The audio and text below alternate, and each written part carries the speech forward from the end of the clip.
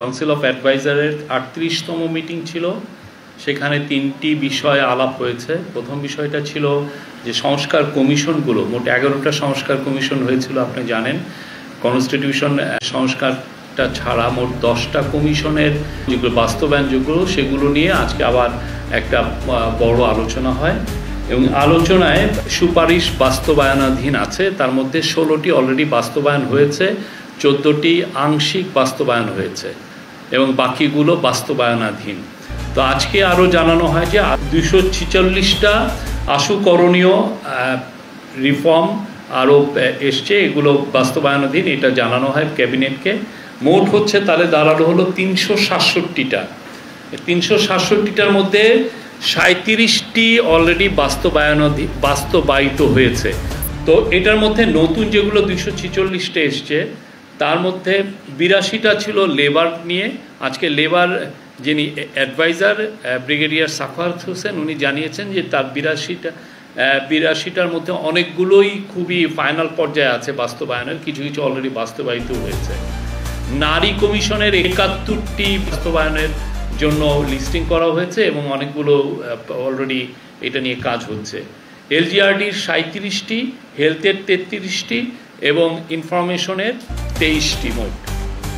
আমরা আজকে এটা নিয়ে চিফ অ্যাডভাইজার আবার বলেছেন, অন্যান্য অ্যাডভাইজারও বলেছেন, এটার বিষয়ে আরও জোর দেওয়া হয়েছে এবং এটা আগামী মিটিংগুলোতেও এই বিষয়ে আর কি কি অগ্রগতি হয়েছে সেগুলো আগামী মিটিংগুলোতে এটা সবাইকে আপডেট করা হবে। পুরোপুরি স্পষ্ট যে গত স্বৈরাচার সরকার বাংলাদেশের নাগরিক অধিকার হরণের জন্য এই সার্ভেলেন্সের যে ইকুইপমেন্টগুলো সেগুলো স্পাইওয়্যার তারা ইউজ করেছেন।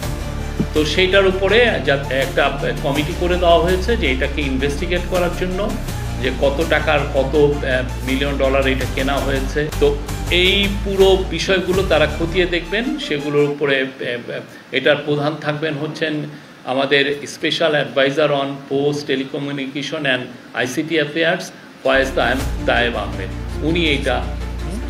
উনি স্পেশাল অ্যাসিস্ট্যান্ট। আজকে ক্যাবিনেটে এটাও আলাপ হয়েছে যে আপনারা আরেকটা রিপোর্ট দেখেছেন যে পুলিশের জন্য কিভাবে মারণাস্ত্র কেনা হয়েছিল, সেটা নিয়েও ইনভেস্টিগেশন হচ্ছে।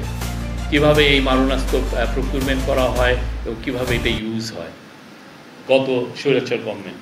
মিটিংয়ে বলা হয় যে লেবার লিডারদের, আপনি জানেন যে শেখ হাসিনার আমলে প্রচুর লেবার লিডারের এগেনস্টে অনেক রকমের হয়রানিমূলক মামলা করা হয় তাদের অধিকারকে খর্ব করার জন্য। বাংলাদেশের লেবার অ্যাক্টিভিজমকে তারা আসলে দমন করতে চেয়েছিলেন। তো সেই ক্ষেত্রে আজকে ক্যাবিনেটে জানানো হয় যে 90% cases against labour leader already withdraw করা হয়েছে। এই ছিল আমাদের আজকের এই বিষয় নিয়ে আলাপ। আমাদের চিফ অ্যাডভাইজার 11 তারিখ রাতে কুয়ালালামপুর গিয়ে পৌঁছান। তার 12 তারিখে তার সাথে বায়োলেটারাল মিটিং হয় মালয়েশিয়ার প্রাইম মিনিস্টার দাতু সেরি আনোয়ার ইব্রাহিমের সাথে, এবং সেই সাথে মালয়েশিয়ান অনেক মিনিস্টার ছিলেন ওই মিটিংয়ে।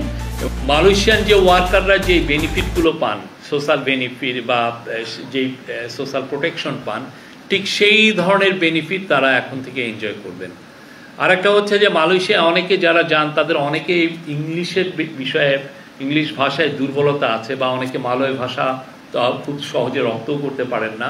তাদের জন্য এখন থেকে ওরা একটা বাংলা ভাষায় যাতে কমপ্লেন লঞ্চ করতে পারেন সেই বিষয়ে তারা আজকে এই মিটিংয়ে বলা হয়েছে যে তারা এটা ওপেন করছে বাংলা ভাষাভাষী শ্রমিকদের জন্য।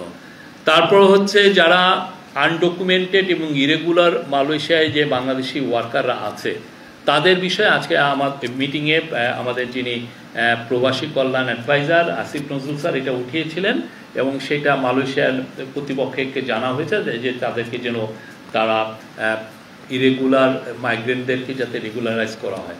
তো মালয়েশিয়ার যখন প্রফেসর ইউনুস ফিরে আসছিলেন তখন আসার সময় এয়ারপোর্টে মালয়েশিয়ান প্রাইম মিনিস্টার তাকে ফোন করেছিলেন, বলেছিলেন যে এই বিষয়গুলোই আলাপ হয়েছে এই ডেলিগেশন লেভেল টকসে, প্রত্যেকটা এই বিষয়গুলো তারা তাদের ক্যাবিনেটে উঠাবে।